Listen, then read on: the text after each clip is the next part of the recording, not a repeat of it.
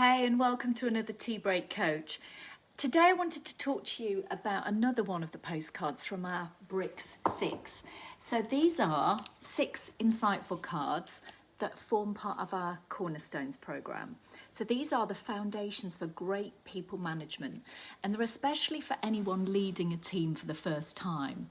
So this could happen when you're young and you're stepping up, or it might happen later in your career when you've built expertise and you're now leading people for the first time. Either way, you want to do it well. So let's talk about feedback within that, because how you give it makes all the difference.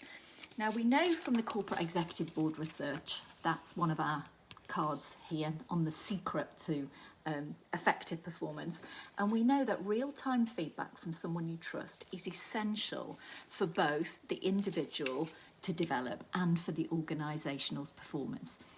In-the-moment feedback is one of the strongest predictors of people improving at their job.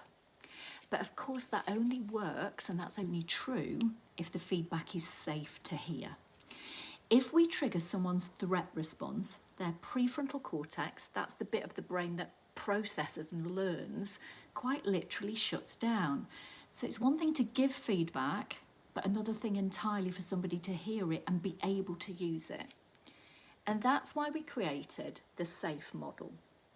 It's a simple way to make feedback both effective and brain friendly. So S stands for specific and supportive. So ground your feedback in something observable. What did you see or hear? When did it happen? And what effect did it have? Keep it focused on behaviour and not character. And it helps to assume positive intent. Most people are trying to do a good job. So before your feedback, ask what might have been their good intention, even if the outcome wasn't perfect.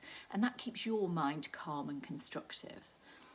A stands for aligned and authentic. So only give feedback that's aligned to what really matters, your values, your team's priorities, and to that person's growth. Because we could give feedback on all sorts of things, but people can only take on so much. So focus on what's truly important, the feedback that connects to performance or well-being, not just your personal pet peeves. And finally, deliver it authentically and fairly. Check your biases. Are you being consistent? And are you tailoring your feedback to that person's level, ambition or readiness? Now, F stands for focused on the future. Feedback should help someone move forward, not just dwell on something in the past they can't change. So instead of thinking about saying what I didn't like was, try and think about saying next time I'd love to see you do, and keep it future, focused, actionable. Ask questions as well. What do you think you could do differently? Because co-creating the next step creates additional ownership and motivation. And just remember that part about time spent ruminating about the past is brain power you can't then spend on improving the future. You can't multitask.